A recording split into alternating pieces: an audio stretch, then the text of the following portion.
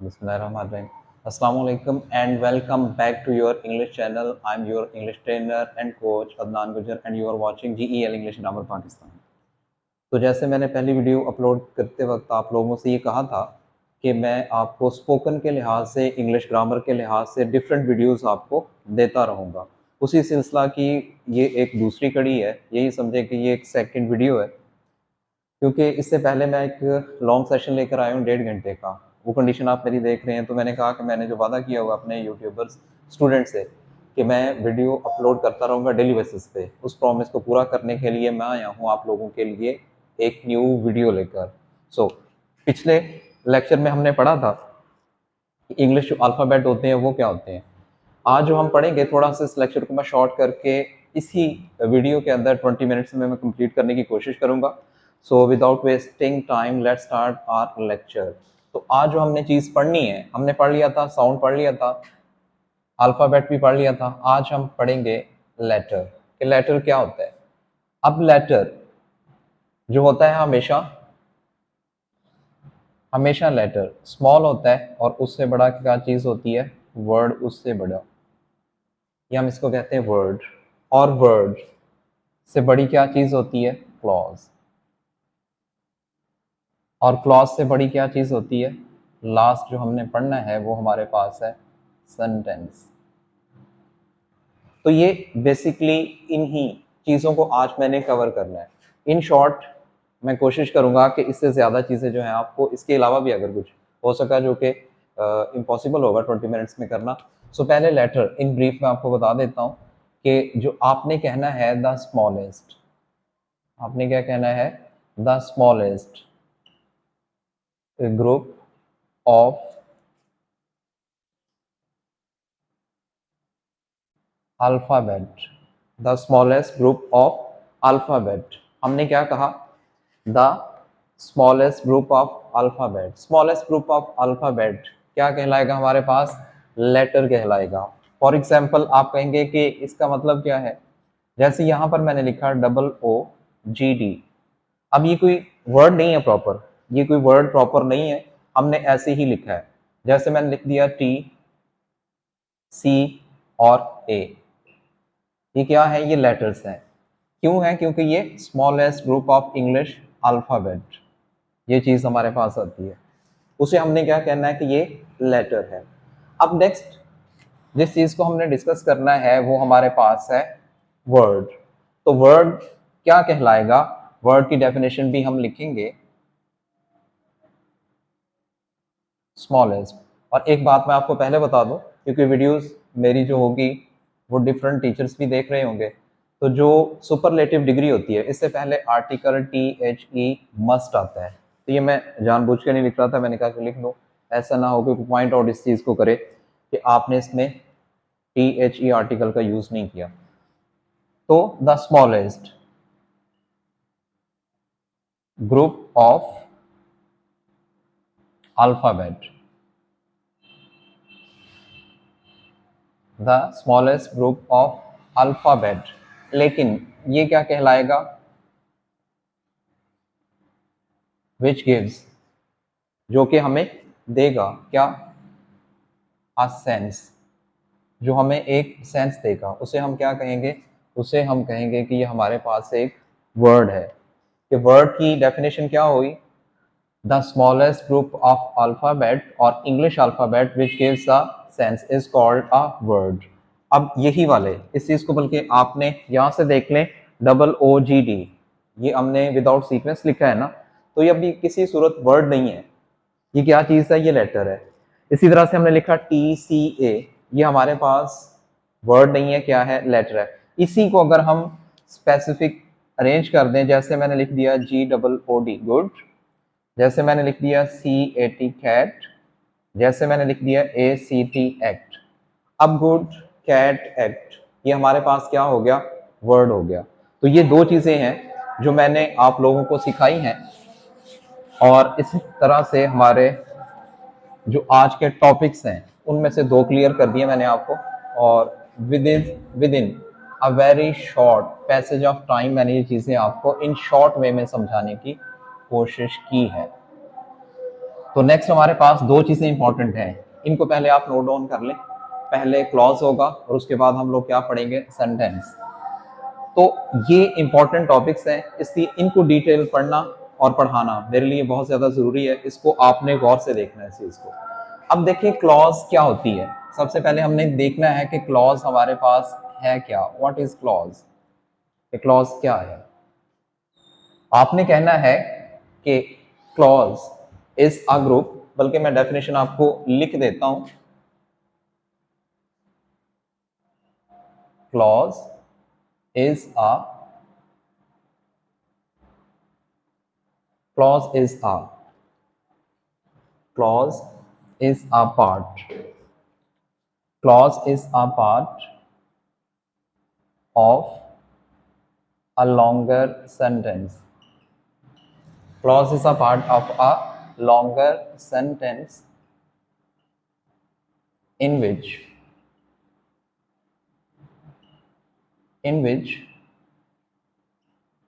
there will be in which there will be one subject in which there will be one subject and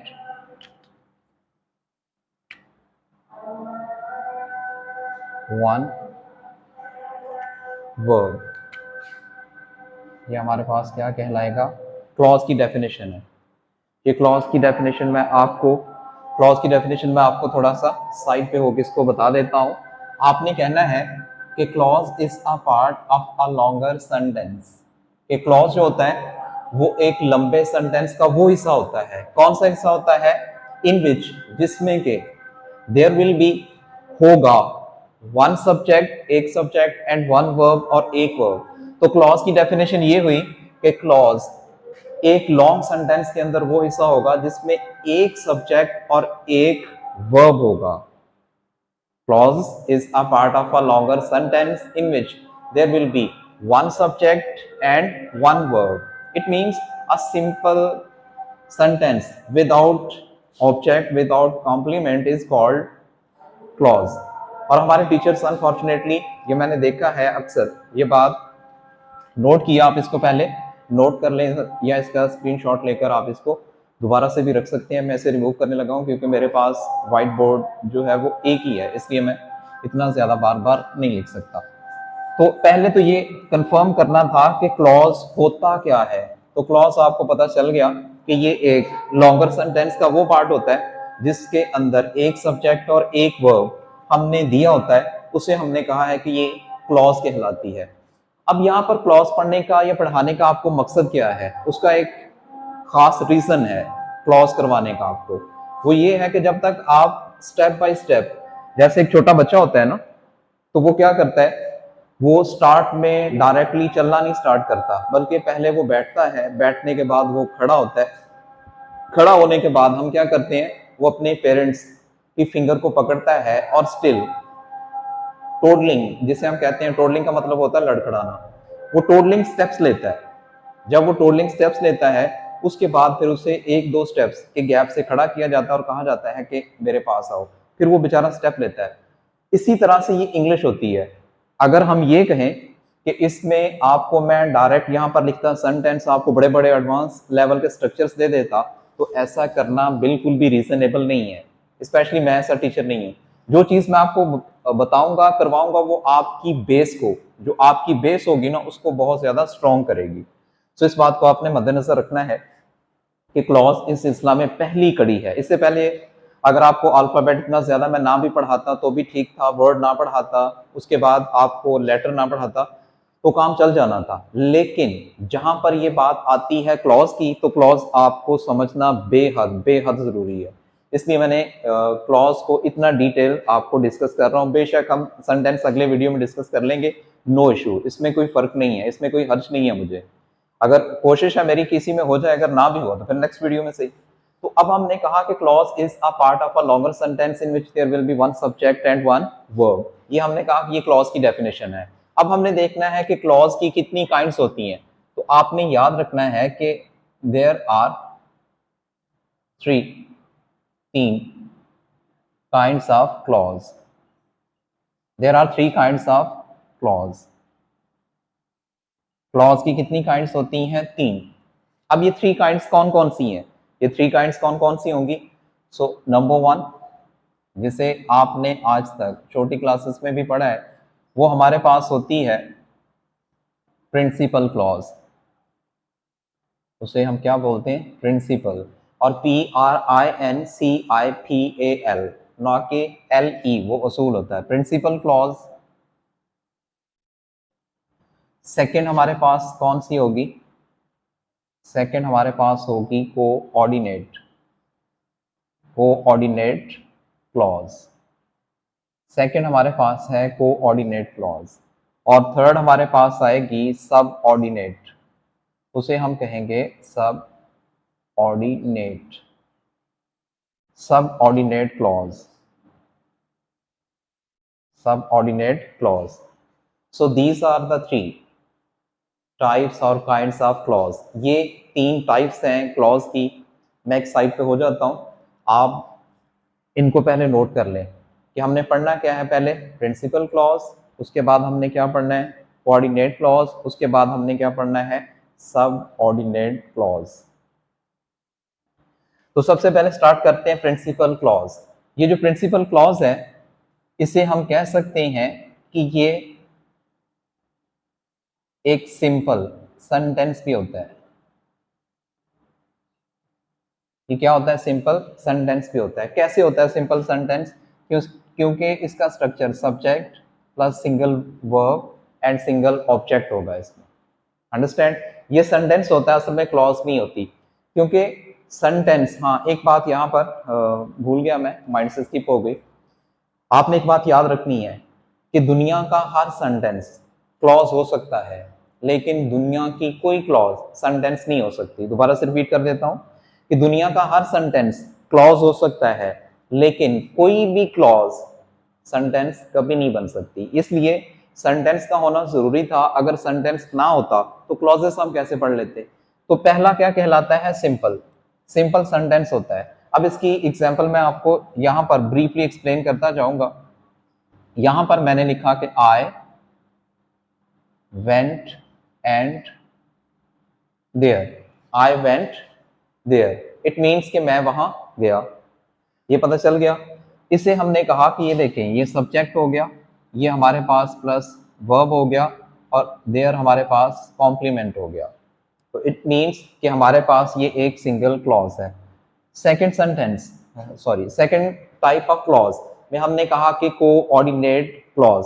इसे आपने हमेशा याद रखना है कि जहां पर भी, क्योंकि आपको क्या बताइए इसकी डेफिनेशन क्लॉज की, कि लॉन्गर सेंटेंस का एक छोटा सा पार्ट होगा. तो कोई भी सेंटेंस जो आप पढ़ते हैं बेटा, जैसे फर्स्ट ईयर को, सेकेंड ईयर को, इसके अलावा जिस एज में या जिस एरा में मैंने पढ़ाना स्टार्ट करवाया था 2009 में, उस वक्त ग्रेजुएशन होती थी, थर्ड ईयर फोर्थ ईयर. मैंने उन लोगों को भी पढ़ाया हुआ है, और इसके अलावा 14 ईयर्स मुझे हो गए टीचिंग एक्सपीरियंस के. तो उसमें मैंने ये चीज़ हमेशा नोट की है कि बच्चों को वो इन्फॉर्मेशन जो मिलनी चाहिए, वो उन्हें इन्फॉर्मेशन अवेलेबल नहीं होती, जबकि वो इन्फॉर्मेशन करेक्टली बच्चे को देनी चाहिए. तो यहाँ पर सिंपल कंजंक्शन जो हो, 3-3 4-4 लाइंस का सेंटेंस होता है, जैसे कि आप देखते हैं. तो आपने देखना है कि अगर उनमें क्या चीज यूज हुई है? Simple conjunction. अब सिंपल कंजंक्शन होती क्या है? यहां पर नीचे मैं इसकी चंद एक एग्जांपल सिर्फ आपको समझाने के लिए, जैसे मैंने कहा एंड, जैसे हो सकता है बट, जैसे हो सकता है और, जैसे हो सकता है फॉर. इस तरह से बेशुमार, काफी ज्यादा हैं, उनको लिखा नहीं जा सकता क्योंकि इनकी लिस्ट बहुत ज्यादा बड़ी होती है. तो ये सिंपल कंजंक्शन, कंजंक्शंस का काम क्या होता है कि टू सेंटेंसेस को और टू क्लॉजेस को आपस में पैचअप करना, उनका कोऑर्डिनेशन बनाना, उसी ही हम कहते हैं coordinate conjunction and coordinate clause. तो इसमें इसकी एग्जांपल मैं यहाँ पर दे रहा हूँ. हर एक एग्जांपल मैं डिफरेंट कलर में दे रहा हूँ, कोशिश कर रहा हूँ कि आप इसको अच्छे से समझ आए. अब कोऑर्डिनेट जो हमारे पास क्लॉड and went there, and went there. अब ये किससे स्टार्ट हो रही है? सिंपल कंजंक्शन से. किससे स्टार्ट हो रही है? सिंपल कंजंक्शन से। तो ये क्या कहलाएगी हमारे पास, कोऑर्डिनेट क्लॉज। अब हमारे पास थर्ड एंड लास्ट नंबर पे आती है क्या, सब ऑर्डिनेट क्लॉज।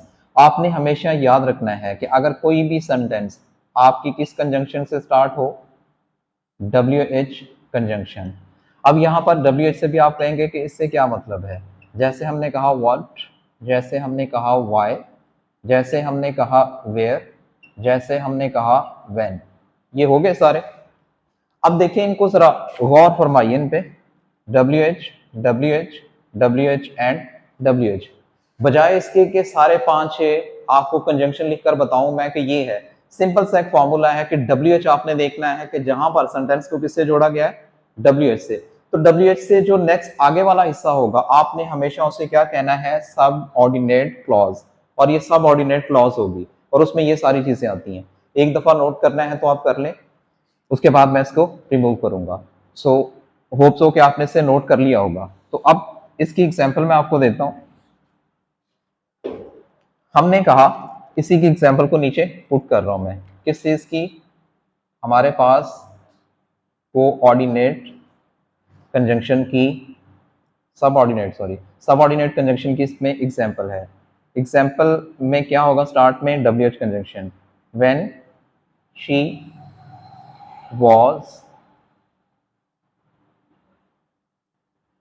Was dancing. अब ये किससे स्टार्ट हो रही है, किस कंजंक्शन से हो रही है, WH कंजंक्शन। किससे स्टार्ट हो रहा है, WH कंजंक्शन से। तो पहले इन चीजों को आप नोट डाउन कर लें। मैं एक साइड पे हो जाता हूँ, व्हाइट बोर्ड क्लियर आपके लिए छोड़ देता हूँ। सो इस व्हाइट बोर्ड का आप तो या तो स्क्रीनशॉट ले लें या आप अपनी नोटबुक पे इसको लिख लें, क्योंकि आपके पास तो वीडियो है, आप इसे पॉज करने के बाद आप इसे नोट भी कर सकते हैं। सो अभी मैं इसको रिमूव करना चाहूंगा। तो आपने ये देख लिया कि हमारे पास कंजंक्शंस की कितनी काइंड्स होती हैं बच्चे, 3 काइंड्स। और इन 3 काइंड्स में किस तरह से पहचान होती है इनकी, हम इनको किस तरह से पहचाने, ये आपने देख लिया। अब ये क्लॉज पढ़ाई क्यों, अब मैं आपसे सिंपल यहां पर एक स्टेटमेंट लिख रहा हूं और इससे आपका आंसर भी इसमें मैं चाहूंगा। आपने ये सेंटेंस लिखना है, I went there and met her when she was dancing। ये आपने सेंटेंस लिखा है। अब देखें, I went there कौन सी क्लॉज है, प्रिंसिपल क्लॉज। सिंपल कंजंक्शन के बाद कौन सी क्लॉज होती है, कोऑर्डिनेट क्लॉज। और WH कंजंक्शन के बाद क्या कहलाती है, सब ऑर्डिनेट क्लॉज। अब ये एक बात याद रखनी है आपने, अब ये एक बात आपने याद रखनी है कि ये जो मैंने आपसे कहा कि I went there and met her when she was dancing। अब सेंटेंस एक है, लास्ट में हमने क्या चीज यूज की है, फुल स्टॉप यूज किया है। मैंने ड्यूरिंग सेशन बच्चों से पूछा ये सेंटेंस, मैंने उनको क्लॉज पढ़ाया, क्लॉज पढ़ाने के बाद मैंने ये सेंटेंस लिखा, सेंटेंस लिखने के बाद मैंने कहा कि बताओ कि ये कितने सेंटेंसेस हैं। तो सबने आंसर किया कि सर, किसी ने कहा कि ये 3 है, किसी ने कहा कि 2।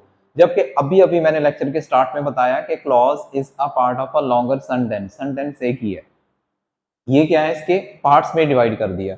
जैसे हमने कहा प्रिंसिपल क्लॉज है, ये कोऑर्डिनेट क्लॉज है और ये सब ऑर्डिनेट क्लॉज है। तो इन तीनों क्लॉजेस से मिलकर बना क्या है हमारे पास, एक sentence, just only single sentence. तो ये हमारे पास आ गई है क्लॉज। हमने इसको आज कंप्लीट कर लिया है क्लॉज, और मेरे ख्याल में वीडियो की लेंथ भी राउंड अबाउट कंप्लीट होने ही वाली है। तो लास्ट जो मिनट बचा है उसमें जितने भी ये वीडियो देखने वाले हैं मेरे स्टूडेंट्स हैं, तो उनके लिए मैं एक बैच स्टार्ट कर रहा हूँ बेटा। वो होगा हमारा 17 जुलाई, 17 जुलाई से spoken English, spoken English plus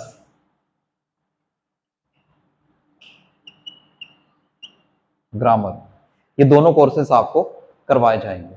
ठीक है, तो वीडियो देखने के लिए आपका बहुत बहुत शुक्रिया। और अगर आपको वीडियो अच्छी लगे और आप इसमें इंफॉर्मेटिव कोई चीज़ मिले तो आप उसको शेयर कीजिएगा। नेक्स्ट वीडियो तक के लिए इजाज़त दीजिए। अल्लाह हाफिज़। पाकिस्तान जिंदाबाद।